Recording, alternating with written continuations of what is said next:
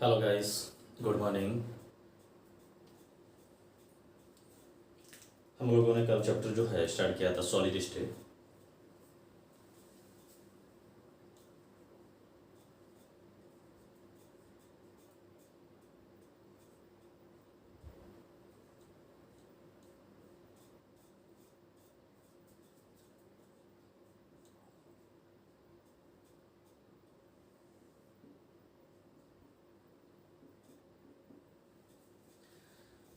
इस चैप्टर को कंटिन्यू करने से पहले जो है मैं आपको पहले कल हमने क्या पढ़ा था उसको जो है थोड़ा फास्टली क्विकली रिवीजन करा देता हूँ।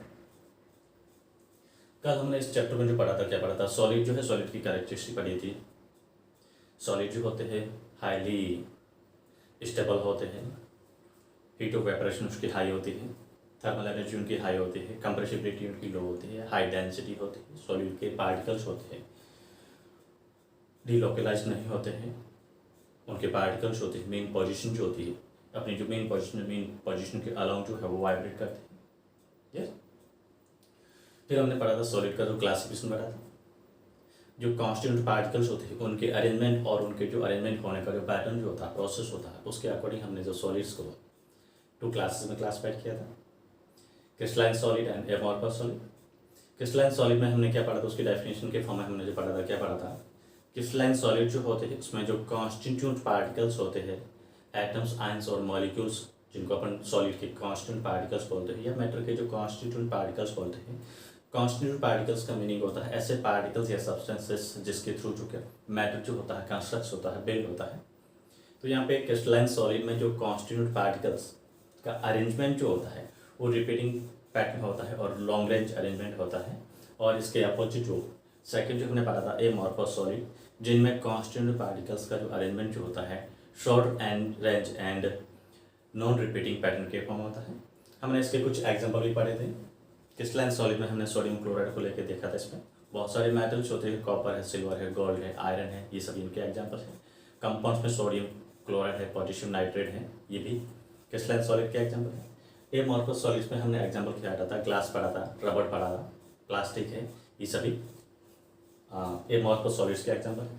फिर हमने एक इंपॉर्टेंट क्वेश्चन के फॉर्म में पढ़ा था कि सॉलिड्स होते हैं वो रिजिडिटी शो करते हैं, या फिर हमने ये भी कहा था कि solids are considered as a rigid क्यों होते हैं, बिकॉज सॉलिड के जो कांस्टेंट पार्टिकल्स होते हैं वो कंप्रेस नहीं होते हैं, डिलोकलाइज नहीं होते हैं, बिकॉज उनके बीच में लगने वाला जो इंटरमॉलिकुलर अट्रैक्शन जो फोर्स होता है क्या होता है, बहुत ही हाई होता है। फिर मैंने इसमें पढ़ा था फिजिकल स्टेट को डिटरमाइन करने वाले जो फैक्टर्स होते हैं, कोई भी मैटर है, मैटर की फिजिकल स्टेट क्या होगी, सॉलिड होगी या लिक्विड होगी या गैस होगी, इनके लिए टू फैक्टर्स होते हैं, उसको कंसिडर करते हैं। ये टू फैक्टर्स कौन से होते हैं, एक थर्मल एनर्जी होती है, दूसरी होती है इंटरमॉलिकुलर फोर्स होता है। जब इंटरमॉलिकुलर फोर्स होता है वो क्या होता है, स्ट्रॉन्ग होता है, ज़्यादा होता है, उस केस में जो मैटर का जो कन्वर्जन जो होता है कहाँ होता है, गैस टू सॉलिड होता है। तो गैस में इंटरमॉलिकुलर फोर्स कम होता है, गैस के जो पार्टिकल्स होते हैं उसमें less intermolecular force randomly move करते हैं, और सॉलिड के जो पार्टिकल्स होते हैं कांस्टेंट पार्टिकल्स होते हैं उनमें इंटरमॉलिकुलर फोर्स स्ट्रॉन्ग होता है, तो पार्टिकल्स होते हैं क्या होते हैं, पैक्ड रहते हैं, कंबाइंड रहते हैं। यस। और थर्मल एनर्जी के केस में क्या होता है, थर्मल एनर्जी जब हाई होती है, हीट हाई होती है, टेम्परेचर ज़्यादा होता है, उस केस में मॉलिक्यूल जो होते हैं कॉन्स्टिट्यूंट पार्टिकल्स होते हैं क्या होते हैं, एक दूसरे से अपार्ट रहते हैं, दूर रहते हैं, तो उनकी जो रैंडमनेस बढ़ जाती है। तो यहाँ पे हमने इसको क्लासिफाइड किया था सॉलिड को।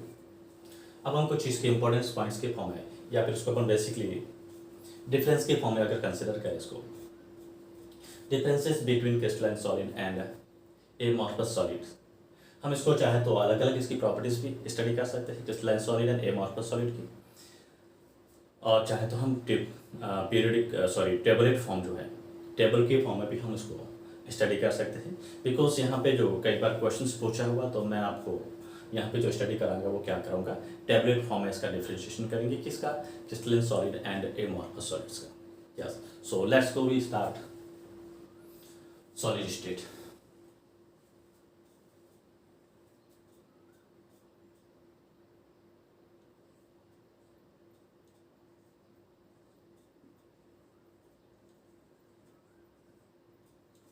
Differences between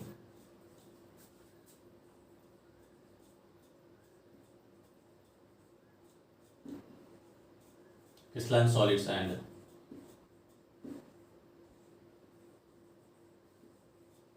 amorphous solids.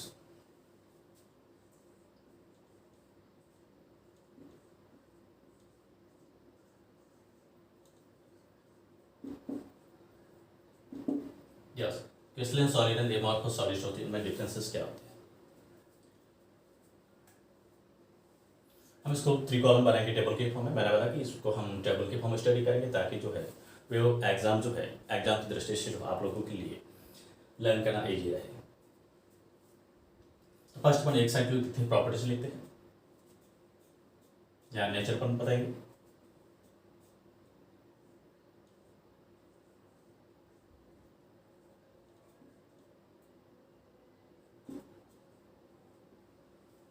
यहाँ पे अपन लिखेंगे क्रिस्टलाइन सॉलिड,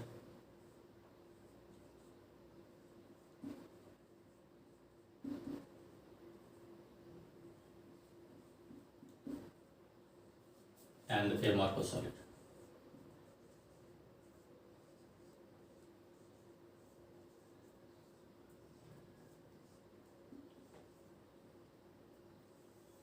Yes.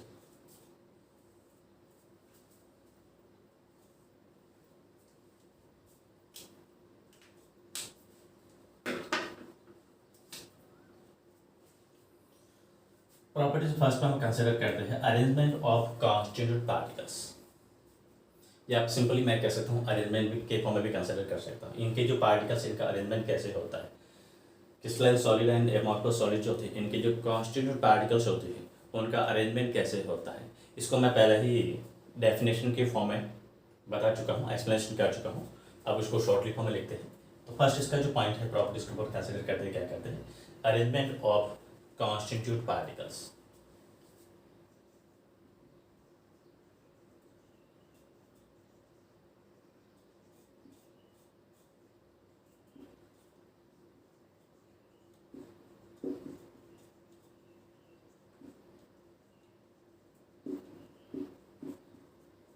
यस, यहाँ पे जो अरेंजमेंट होने का जो पैटर्न जो होता है, क्या होता है, क्रिस्टलाइन सॉलिड में मैंने बताया था repeating and long range arrangement.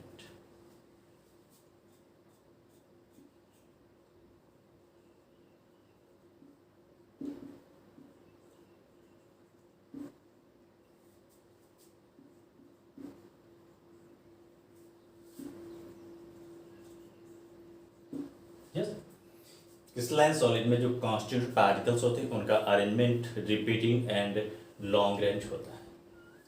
amorphous solid जो है इसमें कॉन्स्टिट्यूटेड पार्टिकल्स है, इनका अरेंजमेंट क्या होता है, non repeating and short range.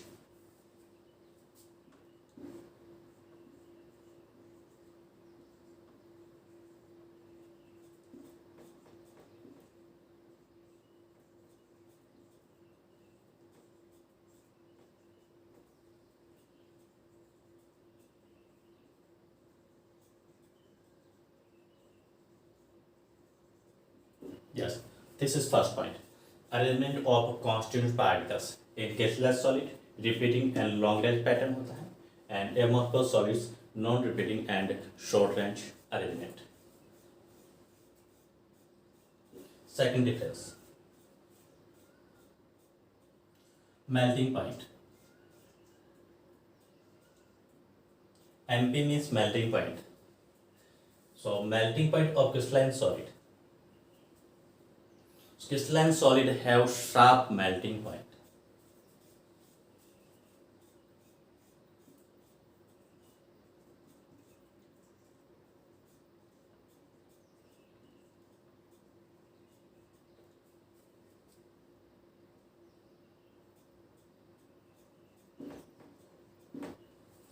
Sharp melting point का मीनिंग क्या होता है, क्रिस्टलाइन सॉलिड जो होता है उनका मेल्टिंग पॉइंट जो होता है शार्प होता है। शार्प मेल्टिंग पॉइंट का मीनिंग होता है, जैसे हम आइस को लेते हैं, आइस एक क्रिस्टलाइन सॉलिड का एग्जांपल है। तो आइस का जो मेल्टिंग पॉइंट होता है एग्जैक्ट 0 डिग्री सेल्सियस होता है। तो 0 डिग्री सेल्सियस पे आइस एग्जैक्टली मेल्ट हो जाता है। ऐसा नहीं है कि मेल्ट होने से पहले जो है आइस डेंस लिक्विड में चेंज होता है, विस्कस लिक्विड में चेंज होता है, ऐसा नहीं होता है। अपनी जो फिजिकल स्टेट जो होती है मेल्टिंग पॉइंट पे, एग्जैक्ट मेल्टिंग पॉइंट पे अपनी फिजिकल स्टेट जो होती है क्या होती है, चेंज होती है। ये उसका शार्प मेल्टिंग पॉइंट होता है। एमॉर्फस सॉलिड जो होते हैं इनका मेल्टिंग पॉइंट होता है, सिंपली हम कहेंगे कि नॉन स्टॉप होता है। इसका मीनिंग क्या होता है?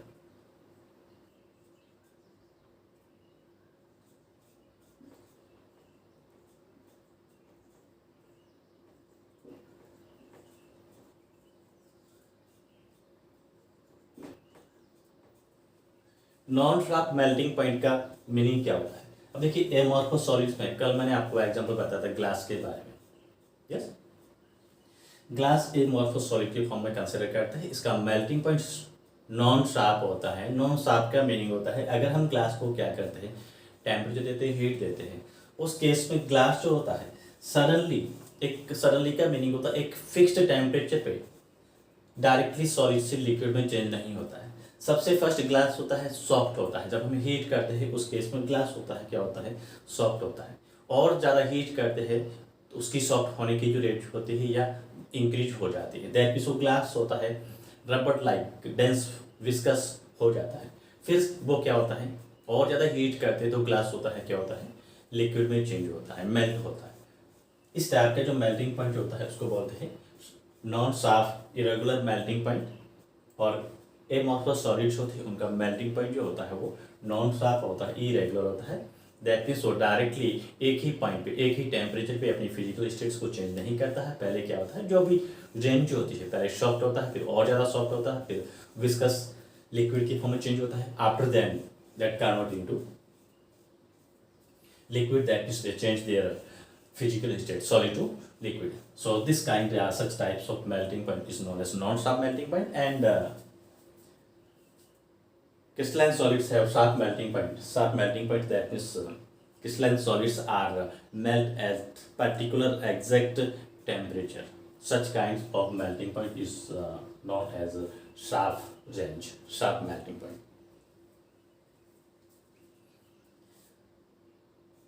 Third point nature. इनकी नेचर क्या होती है?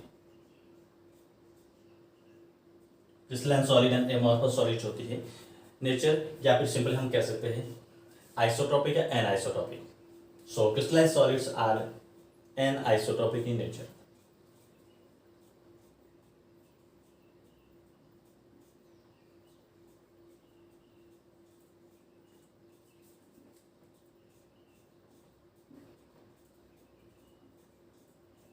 These are anisotropic in nature.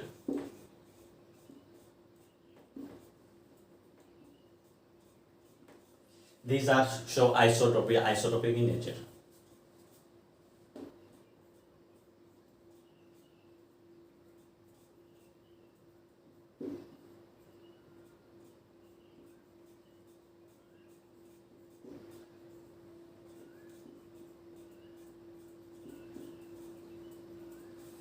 Crystalline solid जो होती है इनकी नेचर जो होती है anisotropic. Very important points, question भी पूछते हैं यहाँ पे। इसका जो है एन आइसोट्रोपिक क्या होती है, इसको हम इस डिफ्रेंसिएशन के बाद में इसको एक्सप्लेन करेंगे deeply.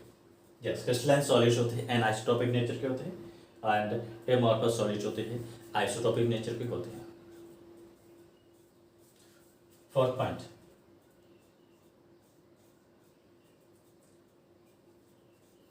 Density.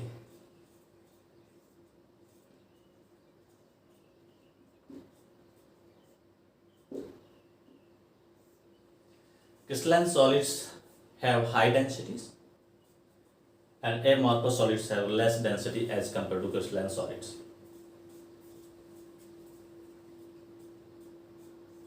These are more dense.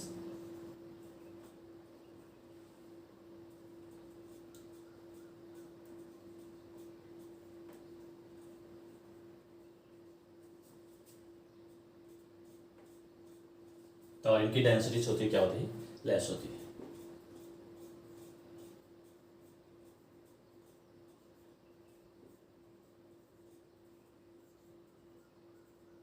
They have less density.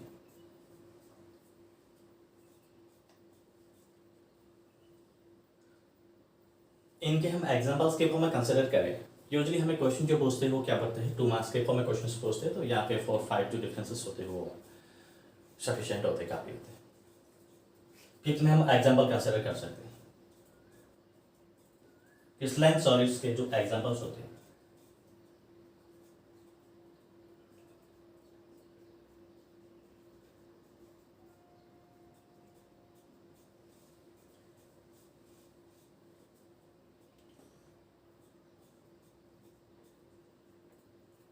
Quartz, NaCl,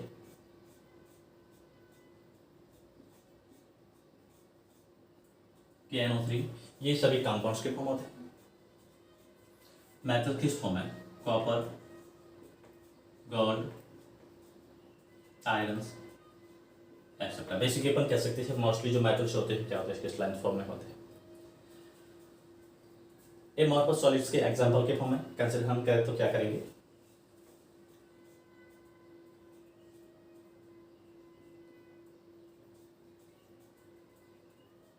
quartz glass, rubber, plastics etcetera. इसको अंडरलाइन करना है। क्वार्ट्ज एंड क्वार्ट्ज ग्लास दोनों है सिलिका के फॉर्म होते हैं। क्वार्ट्ज ग्लास जो है क्वार्ट्ज को हीट करके पर्टिकुलर टेम्परेचर पे हीट करते हैं, उस केस में क्वार्ट्ज जो होता है क्वार्ट्ज ग्लास में चेंज होता है। दोनों का फॉर्मूला होता है एक ही होता है। ये सिलिका के कंपोनेंट होते हैं। SiO4 N के फॉर्म में नेटवर्क बनाते हैं। यहाँ पे भी क्वार्ट्ज ग्लास भी ऐसा ही होता है। यस, तो ये बेसिक इनके क्या होते हैं, डिफरेंसेस होते हैं। किसके होते हैं? Crystalline solid and amorphous solids के। यस, तो हमें जो है ये डिफरेंस लाना है टेबलेट फॉर्म में। यूजुअली हमें जो 2 मार्क्स के फॉर्म में जो है क्वेश्चंस पूछते हैं, right the differences between crystalline solid and amorphous solid. और इनका अलग से अगर क्वेश्चन शिप बनता है तो क्वेश्चन पूछते हैं, तो क्वेश्चन ये पूछते हैं 2 मार्क्स। कई बार क्वेश्चन पूछा है what do you mean by anisotropic. Yes, अब हम इसका एक्सप्लेनेशन करते हैं कि एनिसोटोपिक क्या होती है।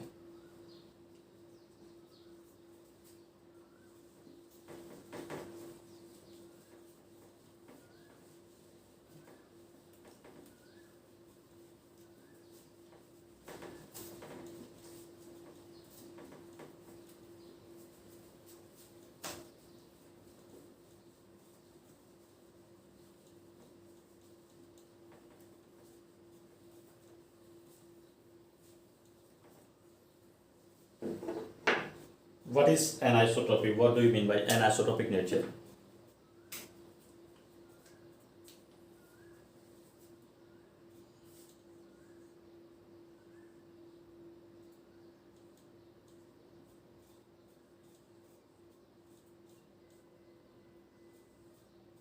Yes, this is star point.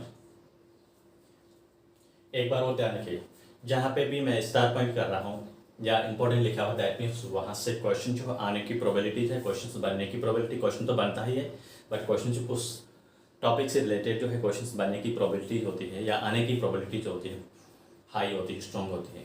इस चीज़ को ध्यान रखिएगा। सो एन आइसोटोपिक क्या होता है? पहले मैं अगर इसको डिफाइन करूँ, एक्सप्लेन करूँ तो बेसिकली एन आइसोटोपिक का मीनिंग क्या होता है? जो फिजिकल प्रॉपर्टीज होती है एक ही सब्सटेंस की, एक ही सॉलिड की, यूजली अपन फिजिकल प्रॉपर्टीज होती है मेजरेबल होती है। If we consider measurable physical properties of crystals, when this physical properties measure along 2 different direction in a crystal, then these physical properties we observe differ. So such types of change is known as anisotropy. हम कोई crystal को consider करते हैं, कोई भी crystal लेते हैं, उस क्रिस्टल की अपन क्या कहते हैं, एक ही क्रिस्टल है, उसकी अपन फिजिकल प्रॉपर्टीज कंसिडर करते हैं। थर्मल कंडक्टिविटी है, इलेक्ट्रिक कंडक्टिविटी है, रिफ्रैक्टिव इंडेक्स है, ये की फिजिकल प्रॉपर्टीज है। अगर इन फिजिकल प्रॉपर्टीज को हम कंसिडर करें एक ही क्रिस्टल में 2 डिफरेंट एक्सेस या 2 डिफरेंट डायरेक्शन में, तो ये फिजिकल प्रॉपर्टीज हमें अलग अलग मिलती है।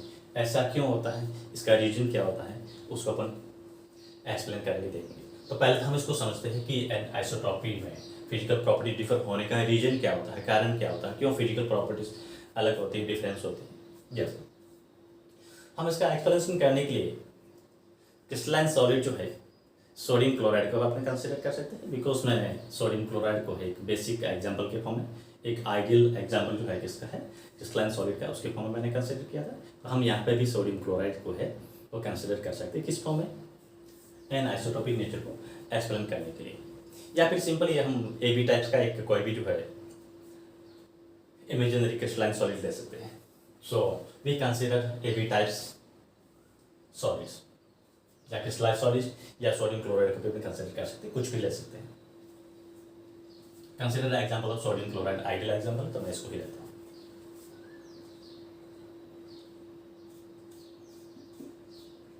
एक्सप्लेनेशन करने के लिए मैं इसको कंसिडर करता हूँ।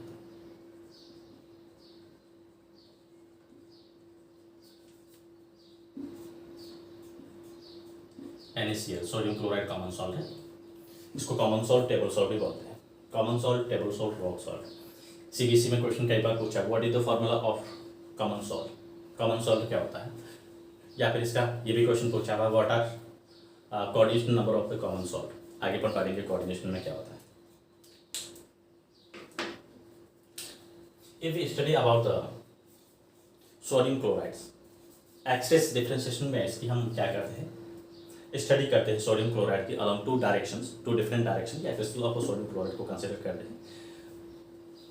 इसका जो अरेंजमेंट होने का पैटर्न है मैंने आपको कल ही बताया था क्या होता है। जैसे मैं इसको ले रहा हूँ sodium ion Na plus Cl minus, Na plus Cl minus, Na plus, now Cl minus, Na plus Cl minus, Na plus Cl minus,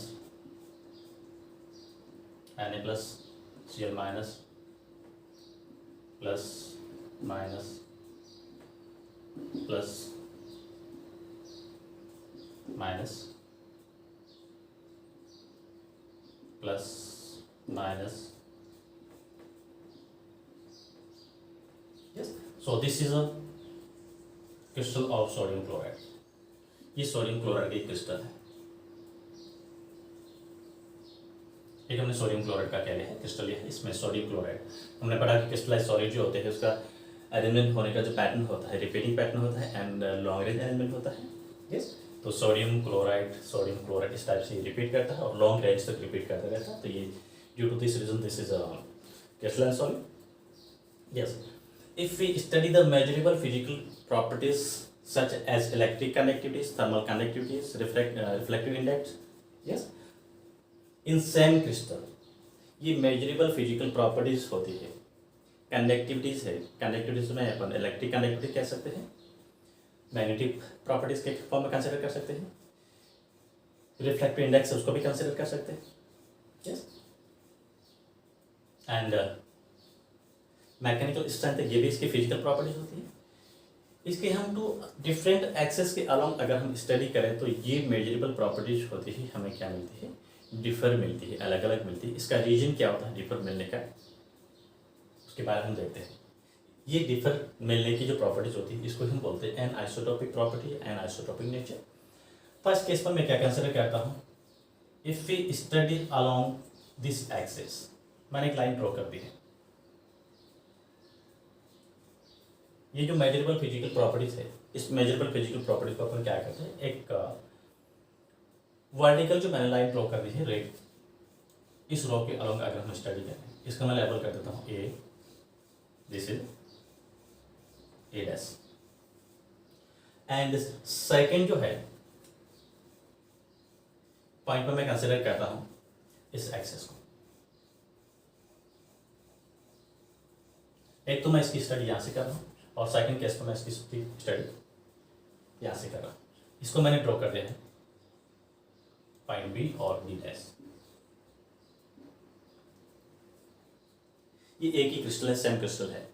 अब इस एक क्रिस्टल में हम इसकी फिजिकल प्रॉपर्टीज होती है, मेजरेबल फिजिकल प्रॉपर्टीज है, कैसे कौन सी है, जैसे मैंने बोला कि मैकेनिकल स्ट्रेंथ या इसकी थर्मल कंडक्टिविटीज या इलेक्ट्रिक कंडक्टिविटीज, इसकी हम स्टडी करें। एक तो मैं स्टडी करता हूँ अलॉन्ग ए डैश एक्सेस, तो यहाँ पे मुझे इसकी थर्मल स्टेबिलिटी है, थर्मल कंडक्टिविटीज है या इसका रिफ्लेक्टिव इंडेक्स है, ए डैश एक्सेस के अलॉन्ग मुझे डिफर मिलेगा।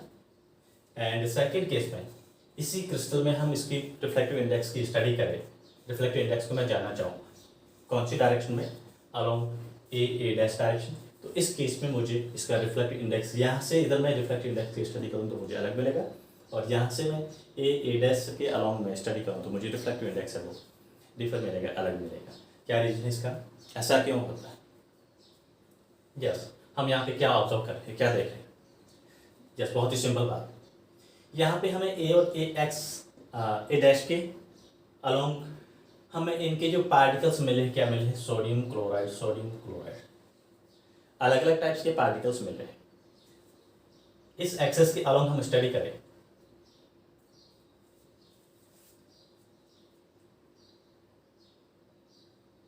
यस थोड़ा सा हमने मिस्टेक कर दिया है, इसको यहाँ पे ड्रॉ नहीं करना, जल्दबाजी करते, इसको अपन यहाँ से ड्रॉ करते हैं इस एक्सेस के अलावा।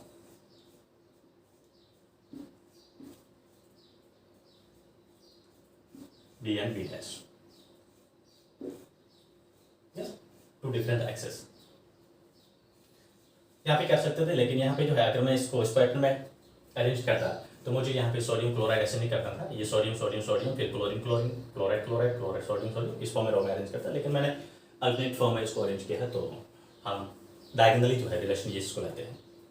यस, हम इस b and b dash direction के अलोंग हम अगर स्टडी करें किसकी, मेजरेबल फिजिकल प्रॉपर्टीज की, तो यहाँ पे हमें देखिए कांस्टेंट पार्टिकल्स क्या मिला, Cl या फिर मैं यहाँ से लाइन ड्रॉ करूँ तो मुझे क्या मिलेगा, Na, एक ही टाइप के पार्टिकल्स मिले, बट इस एक्सेस के अलोंग, इस लाइन के अलोंग जो है डिफरेंट टाइप्स के पार्टिकल्स मिले। तो यहाँ पे डिफरेंट टाइप्स के पार्टिकल होने की वजह से इस एक्सेस के अलोंग जो है फिजिकल प्रॉपर्टीज डिफर मिलेगी, और इस एक्सेस के अलोंग जो है डायगोनली जो अपने लाइन ड्रॉ किए, इस डायगोनली लाइन के अलोंग जो है हमें पार्टिकल्स होते हैं डिफर मिलते हैं। यस, इस वजह से इनकी जो मेजरेबल फिजिकल प्रॉपर्टीज होती है अलग मिलती है। इस टाइप का, सच टाइप का जो वेरिएबल जो होता है, वेरिएशन जो होती है, चेंज होती है, इसको हम बोलते हैं एन आइसोट्रॉपिक नेचर या एन आइसोट्रॉपिक प्रॉपर्टीज। यस, बहुत ही इंपॉर्टेंट है, एक बार फिर समझ लीजिए। एन आइसोट्रॉपिक नेचर का मीनिंग क्या होता है, हम एक ही सॉलिड में, एक ही वर्ड है, सेम सॉलिड होना चाहिए, सॉलिड अलग अलग नहीं होने चाहिए। तो ये पूरा एक ही सोडियम क्लोराइड का क्रिस्टल है। In a same type of crystalline solid we observe different measurable physical properties such as reflective index, thermal conductivities, electric conductivities, mechanical strength, etc. Because along the two different axes, along two different directions, arrangement of different types of particles. यहाँ पे जो different axes के along जो particles का arrangement है, types of particles अलग अलग है। यहाँ पे along the b dash axes particles में क्या मिले हैं, Cl एक टाइप के पार्टिकल मिले हैं, same types of particles, and along a dash axes Na plus Cl minus Na plus Cl minus, तो टू डिफरेंट टाइप्स के पार्टिकल्स मतलब डेफिनेटली यहाँ पे पार्टिकल्स की नेचर चेंज हो रही है, पार्टिकल्स अलग हो रहे हैं, तो फिजिकल प्रॉपर्टीज इस एक्सेस के अलोंग डिफर होगी, एंड इस एक्सेस के अलोंग पार्टिकल्स एक ही मिले तो फिजिकल प्रॉपर्टीज क्या होगी, सेम होगी। तो इसी को हम बोलते हैं anisotropic nature of properties. Yes, अब हम इसमें डिफाइन करें तो क्या लिखेंगे, एन आइसोटॉपिक प्रॉपर्टीज का मीनिंग क्या होता है, measurable physical properties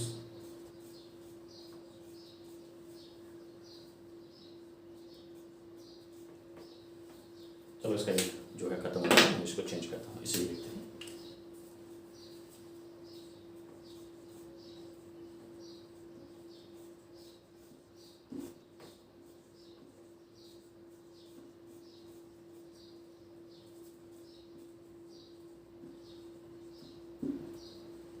such as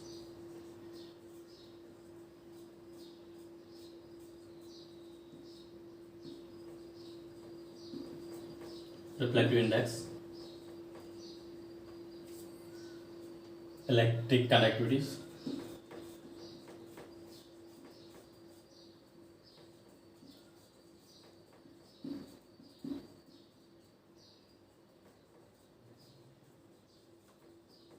thermal conductivity,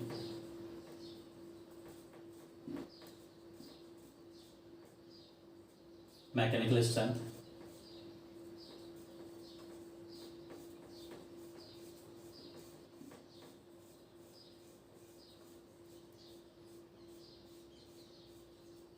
of the same crystal. Yes, same crystal.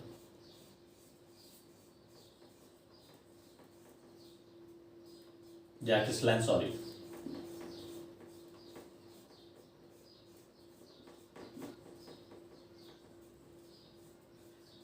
Are differ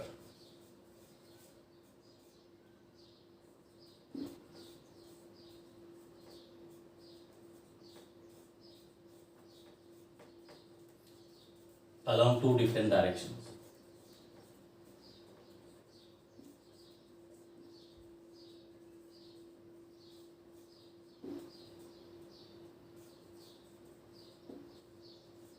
So such types of properties or such types of change, such types of nature is known as an isotropic nature.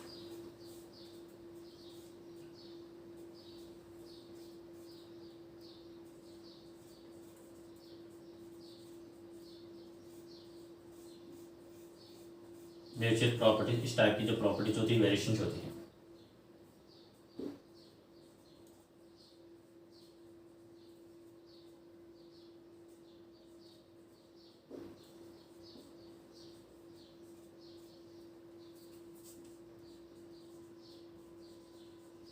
इस type की जो variation होती है, इस type का जो change होता है, इसको हम बोलते हैं एन आइसोट्रोपिक प्रॉपर्टी या एन आइसोट्रोपिक नेचर.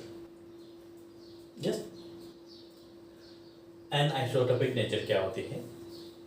एक ही टाइप का जो क्रिस्टल है, पूरा एक ही होल एक ही टाइप का क्रिस्टल है. इस एक ही टाइप के क्रिस्टल में हम क्या करते हैं, उस क्रिस्टल की फिजिकल स्टेट के बारे में, फिजिकल प्रॉपर्टीज के बारे में हम जानना चाहें तो हम दो अलग अलग एक्सिस या दो अलग अलग डायरेक्शन में हमें इनकी जो फिजिकल प्रॉपर्टीज मिलती है, एक ही क्रिस्टल में, एक ही क्रिस्टल की दो अलग अलग डायरेक्शन में अलग अलग फिजिकल प्रॉपर्टीज ही एन आइसोट्रोपिक कहलाती है.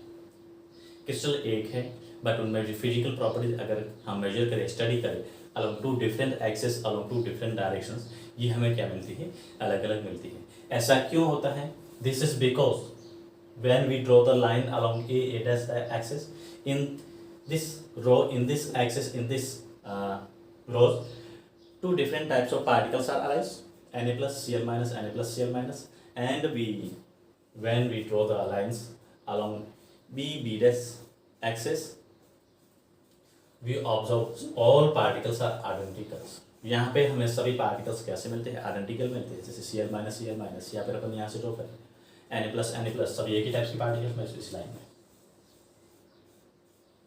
तो यहाँ पे हम फिजिकल प्रॉपर्टीज को स्टडी करें, इस एक्सेस में फिजिकल प्रॉपर्टीज स्टडी करें, अलग अलग मिलेगी क्योंकि पार्टिकल्स से ही अलग हो रहे हैं. इसके लाइन में आने वाले पार्टिकल्स अलग है, इस लाइन में आने वाले पार्टिकल्स है वो अलग पार्टिकल्स.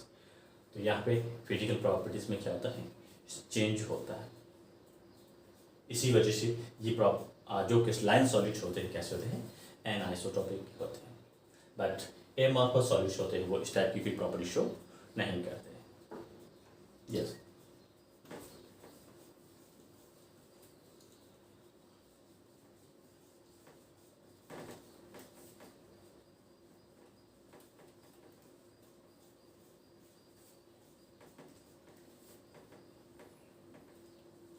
ये तो मैंने इसको डेफिनेशन कहा कि एनाइसोट्रोपिक नेचर क्या होती है. अगर हमें पूछे, क्या पूछे, इसका रीजन क्या होता है, तो रीजन सेम इसका होता है. सेम क्या होता है, रीजन इसका यही होता है कि टू अलोंग डिफरेंट डायरेक्शन के अलोंग जो है पार्टिकल्स है, कांस्टेंट पार्टिकल्स होते हैं सॉलिड के, वो अलग अलग होते हैं, डिफरेंट पार्टिकल्स होते हैं. सिंपली क्वेश्चन होता है, थ्योरेटिकल के फॉर्म में. यस, इसका रीजन क्या होता है, टू डिफरेंट डायरेक्शन के अलोंग हम मेजरेबल फिजिकल प्रॉपर्टीज को मेजर करें. तो कांस्टेंट पार्टिकल्स है, अलग अलग होने की वजह से, डिफर मिलने की वजह से जो प्रॉपर्टीज होती है हमें क्या मिलती है, डिफर मिलती है. यस, अब हम देखते हैं कुछ uses of amorphous solids. Applications कह सकते हैं uses of amorphous solid. Amorphous solids की क्या इंपॉर्टेंस है, यूजेस कह सकते हैं, इंपॉर्टेंस भी कह सकते हैं.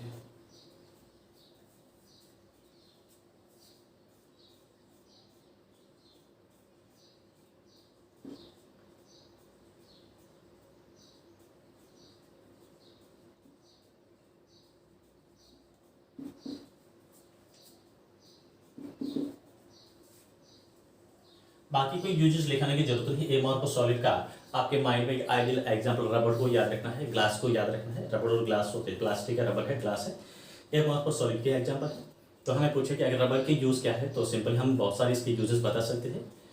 मेकिंग टायर्स बनाने में यूज ले सकते हैं, टायर है, ट्यूब्स है, इस टाइप के शूज़ वगैरह जो अपन यूज़ करते हैं बनाने. तो ये लिखाने की भी जरूरत नहीं है. हमें पूछा कि प्लास्टिक जो है उसके यूजेस क्या हो सकते हैं, तो सिंपल है, प्लास्टिक जो है हम क्रॉकरी आइटम वगैरह है, बहुत सी जो डेली लाइफ में यूज लेने वाली जो चीज़ें होती हैं मैक्सिमम प्लास्टिक की अपन यूज लेते हैं, तो ये भी लिखने के बताने की जरूरत नहीं है।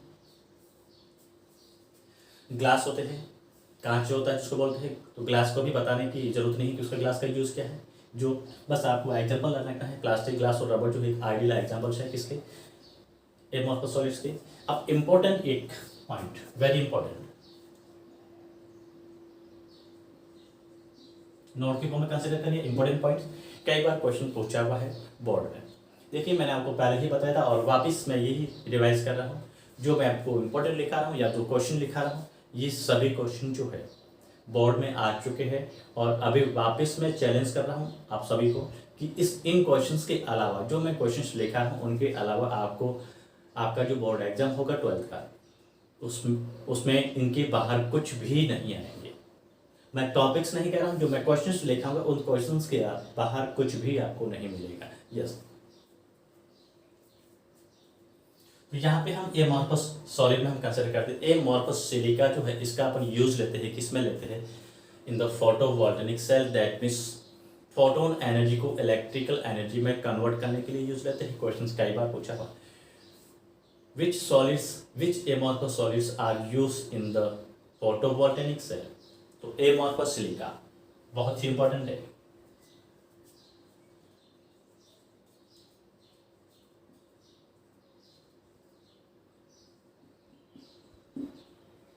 Amorphous silica is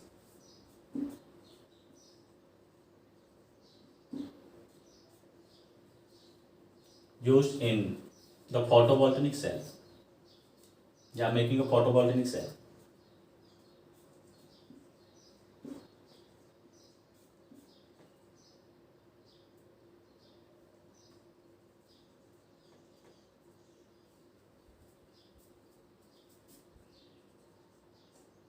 फोटोवोल्टेनिक सेल क्या होता है, सिंपली आप सोलर पैनल को लीजिए, जो सोलर सिस्टम पर लेते हैं उसके ऊपर जो पॉलिश की होती है सिलिका की होती है, एमॉर्फस सिलिका की होती है। तो एमॉर्फस सिलिका जो है इसका पर यूज लेते हैं, कहाँ लेते हैं, फोटोवोल्टेनिक सेल में, बहुत इंपॉर्टेंट है। काम क्या होता है फोटोवोल्टेनिक काम सेल का, या फिर एमॉर्फस सिलिका का काम क्या होता है, यहाँ पे उस सेल के अंदर या फोटोवोल्टेनिक प्लेट्स होती है, इसमें सिलिका को क्यों लेते हैं, बिकॉज सिलिका ये क्या करता है, वहाँ पे जो इलेक्ट्रिसिटी जनरेट होती है, लाइट जो क्रिएट होती है, प्रोड्यूस होती है, किसके थ्रू होती है, सन से होती है। तो सिलिका क्या करता है, सोलर एनर्जी होती है, सन की एनर्जी से उसको क्या करता है, कन्वर्ट करता है इलेक्ट्रिकल एनर्जी में। यस, तो क्वेश्चन दो फॉर्म में पूछ सकते हैं, 24 substances which amorphous solid is convert to photon energy या photo electric energy to electrical energy.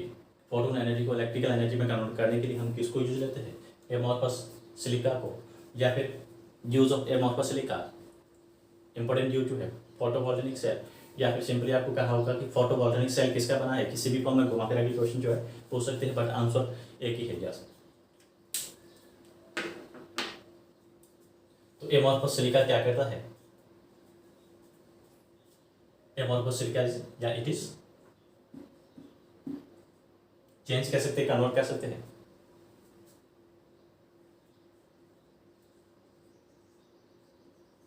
It is convert या कन्वर्टेड,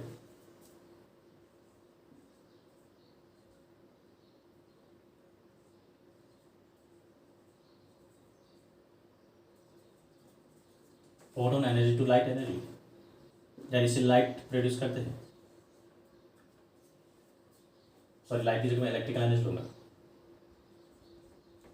इलेक्ट्रिसिटी दूंगा, या इलेक्ट्रिकल एनर्जी की बात है। यस, एमॉर्फस सिलिका क्या करता है, फोटोन एनर्जी यानी लाइट एनर्जी को क्या करता है, इलेक्ट्रिसिटी में कन्वर्ट करता है, इलेक्ट्रिकल एनर्जी में कन्वर्ट करने का काम करता है। जो डिवाइस होता है उसको हम फोटोवोल्टेनिक सेल या बैटरी बोलते हैं, बहुत ही इंपॉर्टेंट ये। अब हम देखते हैं एमॉर्फस सॉलिड्स होती है, इनके कुछ उन बेसिस पे कुछ इंपॉर्टेंट नोट्स। आज मैं जो अभी नोट्स लिखा हूँ बहुत ही वेरी वेरी इंपॉर्टेंट है सभी नोट्स। क्वेश्चन भी बनते हैं, नोट्स भी बनते हैं, IMP notes.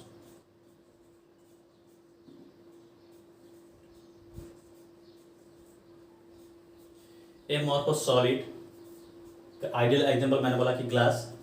Amorphous solids are considered as a super cold liquid. Amorphous solid है, इसको अपन सुपर कोल्ड लिक्विड बोलते हैं। क्यों बोलते हैं? बहुत इंपॉर्टेंट क्वेश्चन है, कई बार क्वेश्चन पूछा हुआ है।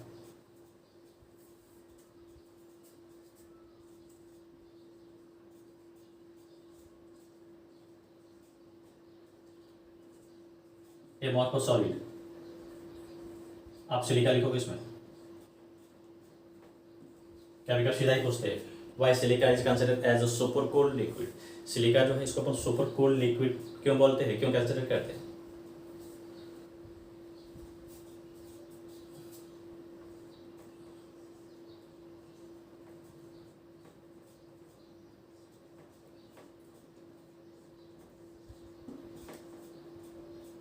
Yes, amorphous solids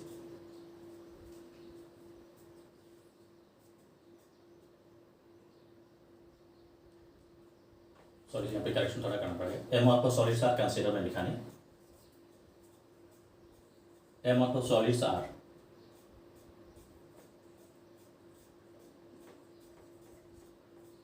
considered as super cooled liquid.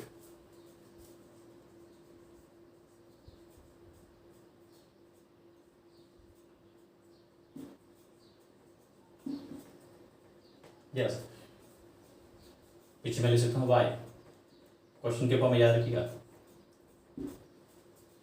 Amorphous solids are considered super cooled liquid. Why? Super cold liquid का मीनिंग क्या होता है? सुपर कोल्ड लिक्विड का मीनिंग होता है ऐसे एमोर्फस सॉलिड या सॉलिड्स जिसको अपन क्या करते हैं, टेम्परेचर देते हैं, हीट करते हैं, उस केस में वो जो पार्टिकल्स होते हैं क्या होते हैं, फ्लो होने की टेंडेंसी रखते हैं, जिसको अपन फ्लूइड बोलते हैं। हीट करते उस केस में जो है क्या होता है, इनके पार्टिकल्स उनके बीच में जो अट्रैक्शन जो फोर्स होता है, इंटरेक्शन जो फोर्स होता है, वो क्या होता है, लूज हो जाता है। तो इसके पार्टिकल्स से स्लो फ्लो होने की टेंडेंसी रखते हैं। इस वजह से इसको अपन बोलते हैं सुपर कोल्ड लिक्विड। सॉलिड है लेकिन इसको सुपर कोल्ड लिक्विड बोलते हैं because their constant particles are flow during heating. इनके पार्टिकल्स उसको अपन हीट करते हैं, टेम्परेचर देते हैं, उस केस में ये पार्टिकल्स क्या होते हैं, फ्लो होते हैं। इस वजह से इसको बोलते हैं सुपर कोल्ड लिक्विड बोलते हैं। रीजन या आंसर भी कह सकते हैं, मैंने वाई लिखा तो आंसर की फॉर्म में कंसिडर कर सकते हैं। Because they are constituted particles.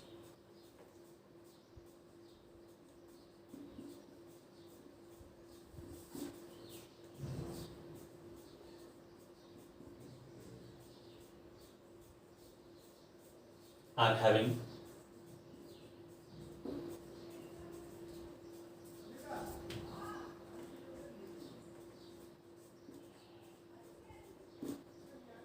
slow flowing tendency during heating.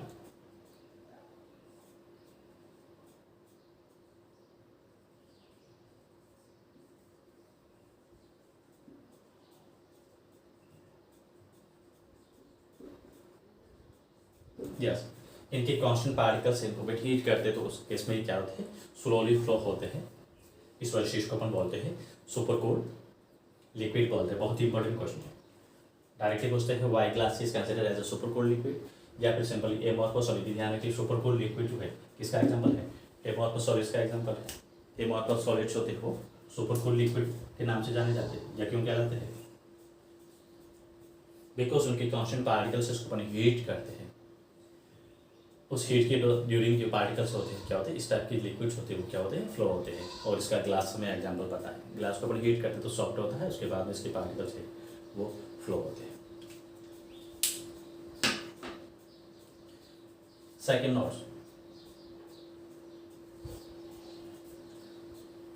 Glasses and windows of doors of ancient buildings या old buildings are slightly thicker at bottom as compared to top. बहुत हजारों साल पुरानी जो बिल्डिंग्स है, जैसे फोर्ट वगैरह, हवेलियाँ वगैरह है, उनके जो विंडोज़ और डोर में जो ग्लासेस लगे होते हैं, अगर उस ग्लासेस को हम ऑब्जर्व करें, वो ग्लासेस होते हैं क्या होते हैं, टॉप के कंपेरिजन में बॉटम में थोड़े से मोटे होते, थिकर होते हैं। कई बार क्वेश्चन पूछा हुआ, ये सब क्वेश्चन है, बहुत ही इंपॉर्टेंट क्वेश्चन है। Glasses of windows and doors of old buildings या historical buildings are slightly thicker at bottom as compared to top. Why? Same reason. Glass के पार्टिकल्स होते हैं, क्या होते हैं, हीटिंग की वजह से मेल्ट होते हैं, मेल्ट होके क्या होते हैं, स्लोली डाउनवर्ड फ्लो होते हैं। क्यों फ्लो होते हैं? Due to their own weight. Gravity force में पता है कहाँ लगता है, नीचे लगता है। जैसे यहाँ का जो कांस्टेंट पार्टिकल्स है, इसको ऐसे सेटअप किया हुआ है। जब इसको हीट मिलती है, दैट मीन्स ये अब हीट इसको अलग से देनी नहीं पड़ती है। सन की जो एनर्जी होती है, हीट होती है, सन की हीट से क्या होता है, पार्टिकल्स गर्म होते हैं, तो धीरे धीरे पार्टिकल्स होते हैं, क्या होते हैं, पार्टिकल का अपना वेट होता है, मास होता है। तो ये क्या होता है, ग्रेविटी फोर्स की वजह से अर्थ का जो ग्रेविटी फोर्स होता है कहाँ होता है, डाउनवर्ड होता है, या फिर simply toward the centre of the earth होता है। इस वजह से पार्टिकल्स होते क्या होते हैं, धीरे धीरे धीरे धीरे जो क्या होता है, नीचे की ओर फ्लो होना स्टार्ट होता है, डाउनवर्ड शिफ्ट हो जाता है। इस वजह से हजारों साल बाद में जो अगर इसकी थिकनेस को मेजर करें, ऊपर की थिकनेस इस ग्लास की और बॉटम में जो इस ग्लास की थिकनेस है वो क्या मिलेगी, अलग मिलेगी। दैट बॉटम में जो है ज़्यादा थिकर होगा as compare to top. Question पूछा हुआ है, कई बार पूछा हुआ, why glasses of windows and doors of all buildings are slightly thicker at bottom as compared to top.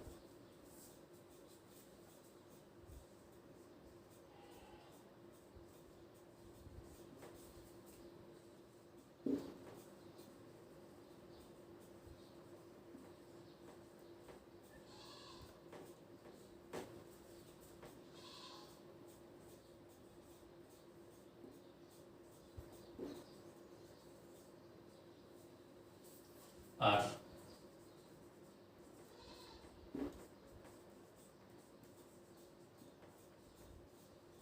slightly thicker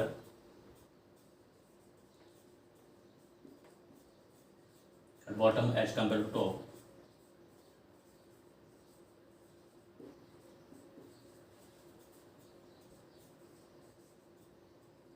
bottom में जो टॉप के कंपेरिजन ग्लास होता है मोटा होता है, थिकर होता है, क्या होता है,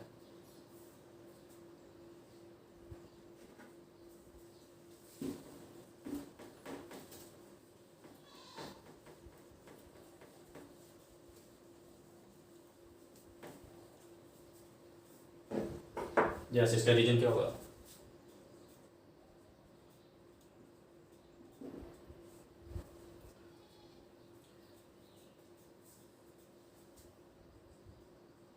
because glass particle are constant of glass particles.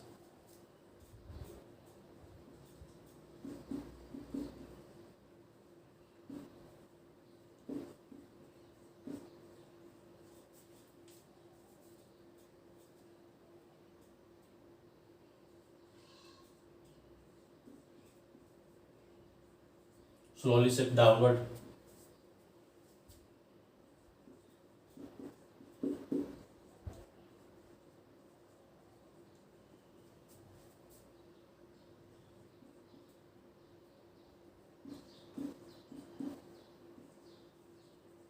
Due to heating या टेम्परेचर की वजह से, देयर ऑन वेट।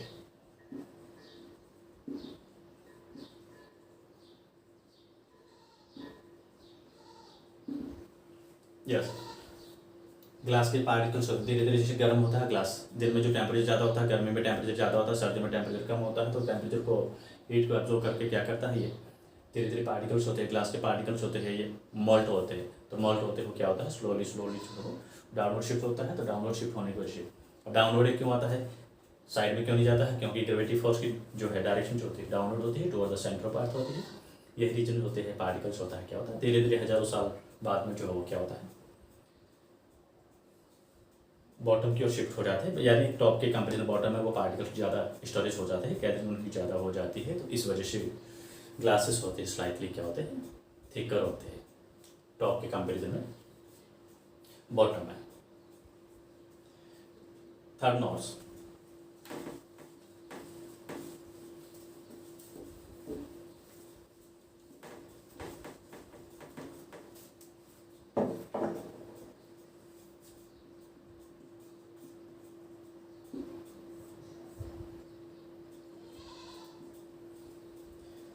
हम जो एशियंट सिविलाइजेशन जो होते हैं, जो बहुत ही हिस्टोरिकल प्लेसेस होते हैं, फोर्ट्स है, हवेलियाँ वगैरह जो है, वहाँ के जो ग्लासेस और glass of Windows and doors हम देखते हैं, एक तो हमने जब ग्लास उस जगह जो लगाया था, फिट किया था, उस टाइम जो ग्लास था कम्प्लीटली ट्रांसपेरेंट था, बहुत ही अच्छी क्वालिटी का ग्लास था।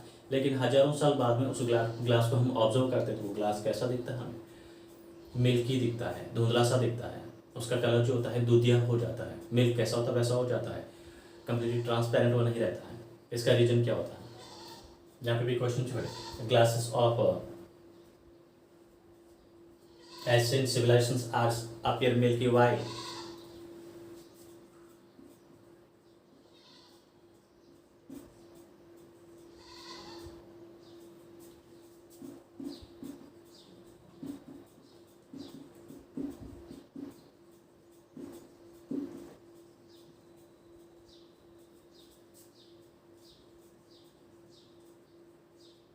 Appears slightly milky या फिर मिल्की अपन कह सकते हैं।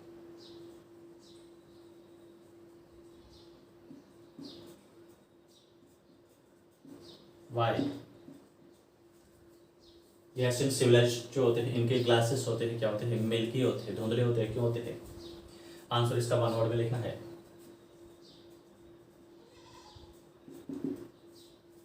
Due to crystallization of their constant particles. Glass के जो पार्टिकल उनका क्या होता है? क्रिस्टलाइजेशन हो जाता है।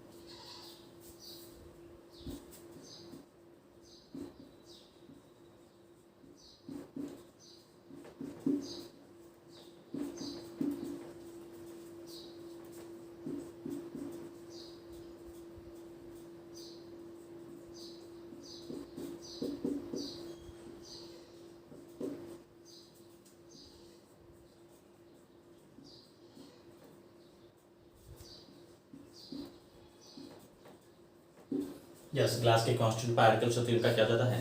क्रिस्टलाइजेशन होता है। कैसे क्रिस्टलाइन होता है इसको समझिए। अगर अपन टाइम ड्यूरेशन की बात करें, मैंने बोला कि बहुत ही हज़ारों साल ये पुरानी जो किलें होती है, हवेलियाँ होती है, उनके ग्लासेस होते हैं मिल्की हमें दिखते हैं। जब वहाँ पे इस डोर में विंडो में ग्लास हमने फिट किया था उस केस में वैसा मिल्की नहीं था, कम्प्लीटली ट्रांसपेरेंट था। बट हज़ारों साल बाद में उसके अपन स्टडी करते हैं, उसको देखते हैं तो वो मिल्की हो जाते, धुंधले हो जाते। ऐसा क्यों होता है? अगर अपन सीजन के अकॉर्डिंग देखें, हमें पता है जो गर्मी की सीज़न होती है, फॉल सीजन होती है, उसमें टेम्परेचर ज़्यादा होता है। टेम्परेचर ज़्यादा होने की वजह से क्या होते हैं? ग्लास के जो पार्टिकल्स है वो क्या होते हैं? मेल्ट हो जाते हैं। फिर सर्दी की सीजन आती है, वहाँ पे टेम्परेचर जो होता है क्या होता है? बहुत ही कम हो जाता है। उस केस में ये मोल्टेड पार्टिकल्स होते हैं, कांस्टेंट पार्टिकल्स होते हैं, वापस क्या होते हैं? सॉलिडिफाई हो जाते हैं। ये process bar again and again repeat होता रहता है। तो रिपीट होने की वजह से जो है ये क्या हो जाते हैं? इनका एक तो नीचे फ्लो हो जाते हैं और इनका क्या होता है? क्रिस्टलाइजेशन हो जाता है। और फोर्थ जो नोट्स है उसमें ये भी क्वेश्चन इसी से रिलेटेड है, थोड़ा ऐसे भी बन सकता है। What happen when amorphous solids are slowly heated and cooled down? amorphous solids है, इसको स्लोली रेगुलरली हीट करना, कूल करना, हीट कूल अल्टरनेट करते तो उस केस में क्या हो जाता है? इसका क्रिस्टलाइन में चेंज हो जाते हैं।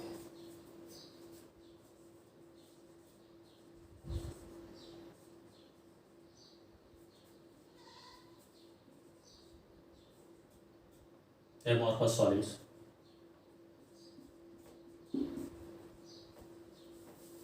are crystalline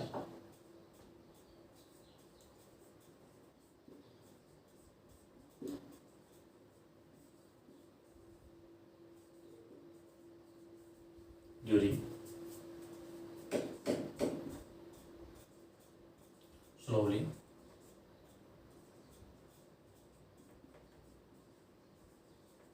heated and cool।